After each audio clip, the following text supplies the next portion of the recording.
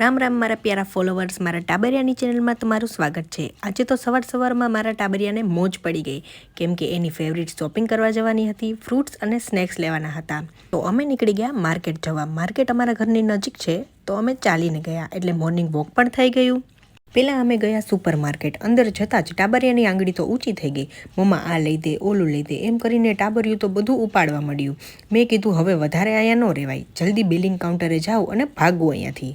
પછી અમે ફ્રૂટ લેવા ગયા અને ટાબરિયું તો ત્યાં પહોંચ્યા ભેગું જ પૈસા દેવા માંડી ગયું। અલ્યો અંકલ પૈસા। મેં કીધું ટાબરિયા પહેલાં ફ્રૂટ તો લઈ લેવા દે, પછી દેજે પૈસા। પછી મારું જીદીલું ટાબરિયું કે મમ્મા હું જ ચીકુ વીણીશ, હવે ઘરે જઈને ખબર પડશે ચીકુ ખાવા જેવા છે કે નહીં। ત્યાંથી અમે લીધા ચીકુ, એપલ અને પોમોગ્રેનેટ। પછી અમે નીકળી ગયા ઘરે જવા। રસ્તામાં ટાબરિયાને તો મમ્મા ઉપર દયા આવી ગઈ, મમ્મા લાવ થોલું હું ઉપાડી લઉં। મેં કીધું હાલે ને ભાઈ, તારી વહુ આવે પછી પણ આવો જ રહેજે। હવે ફાઇનલી અમે પહોંચ્યા ઘરે, અને ઘરે પહોંચતાની સાથે જ ટાબરિયાએ તો જીદ પકડી લીધી, મમ્મા મને અત્યારે જ ચોકોસ આપ। મેં કીધું અત્યારે રહેવા દે, પછી તું જમીશ નહીં સરખો। પણ આ ટાબરિયાની જીદની સામે આપણે તો હારવું જ પડે, એટલે એને થોડા ચોકોસ પકડાવી દીધા। પછી તો ટાબરિયાએ ક્રિકેટ રમ્યું, થોડું ડ્રોઈંગ કર્યું એના જેવું, અને હવે ટાબરિયાને કંટાળો આવવા માંડ્યો। એટલે મેં કીધું હાલ તને સામેવાળાને ઘરે લઈ જાઉં, તું તારા જેવા નાના ટાબરિયાને રમાડજે અને હું પર થોડી પંચાયત કરી લઈશ, એટલે આપણા બેયનો ટાઈમ પાસ થઈ જશે।